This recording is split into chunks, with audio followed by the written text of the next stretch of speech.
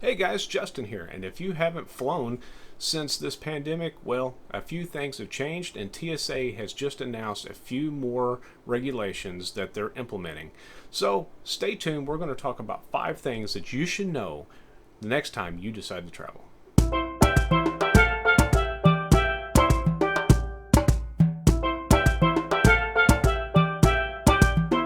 I was scrolling through some of our travel agent literature, trying to keep up on some of the things going on, and I came across one that was put out by The Compass, and they were talking about 5 new things that they have experienced or learned about that's going to be coming to airports near you. So today we're going to talk about these 5 things so you can be prepared the next time you're ready to start traveling. So before, you remember standing in the security line. TSA officer would call you up, you would go up, you'd hand him your ID, your boarding pass, he would scan that, he'd look at you to make sure that you matched your ID, then you would go on about your way.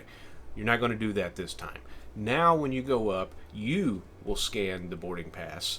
Whether it's on your phone or if it's a paper, you put it down on the scanner, they will ask to see your ID, you will hold that up so they can see it, and then they'll check it off and go on about your way. But they will no longer be taking the passes or your phone from you to do the scanning themselves, and they will not be taking your ID to look at that. You will have to show it to them. So the next rule, it's always kind of been in place before. It's put all of your food items in a clear plastic bag and remove them from your carry-on.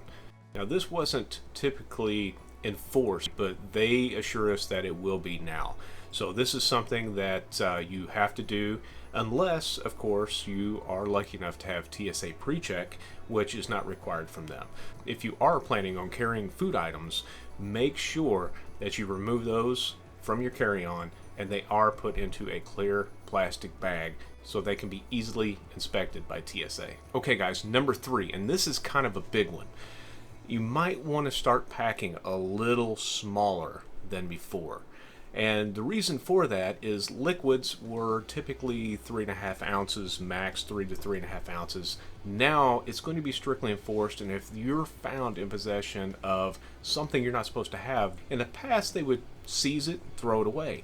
Now, in order for TSA not to touch your bags, they may require you to leave the area, go back out front. That's right, get out of line, go back, get rid of that item, get back in line, and start all over. So in order to keep this from happening, if you think you may be borderline on the right amount of liquids, it would be best to just downsize a little bit and to keep yourself from having to get back out of line and start all over again. However, this does not apply to hand sanitizer. You can carry up to 12 ounces of hand sanitizer through the checkpoint. However, it must be removed from your carry-on and placed into a bag so it can be inspected by TSA. Okay, number 4.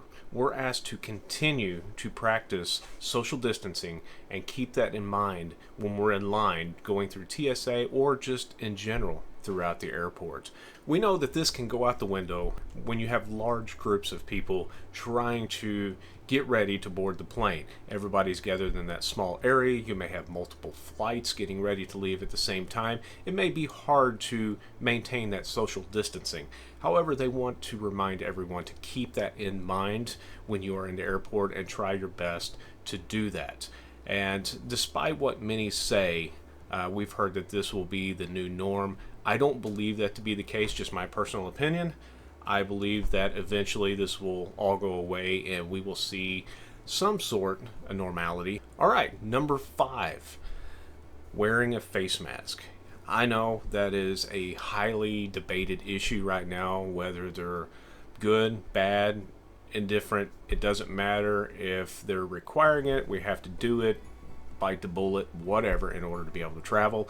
And they are requiring it at least through security. Some airports may have different rules and regulations, but the information we've got is that you have to keep that on going through security. TSA agents will be wearing them as well. Wear a face mask going through security. When you get beyond that, I haven't seen any requirements saying that you must keep it on, That's probably going to be up to the airport itself, so make sure you check out your local airport rules and regulations when you're traveling to see how long you have to wear that. Also, check out your airline that you're traveling on. Some of them may require you to wear it during the boarding process. They may exempt you from it when you're on the plane, or they may ask that you continue to wear it. So be sure to check all of that out before traveling. A few more things that you may encounter that TSA put out was they will be practicing social distancing as well. They're going to reduce security lines due to what they believe will be a reduce in air traveling. So there will not be as many security lanes open when you go through TSA check. Also, you may experience face shields in different areas depending on what the officers are doing or the locations. They said some agents may be wearing face shields, and a lot of the plexiglass barriers will be put up also in different locations. So those are some new things that you may encounter when traveling, and some items that TSA has put out saying that they will start doing. So if you guys know of some other rules and regulations going on at airports around you, please leave them in a comment below so we can add those to our list and get some more information out to those who have not traveled yet.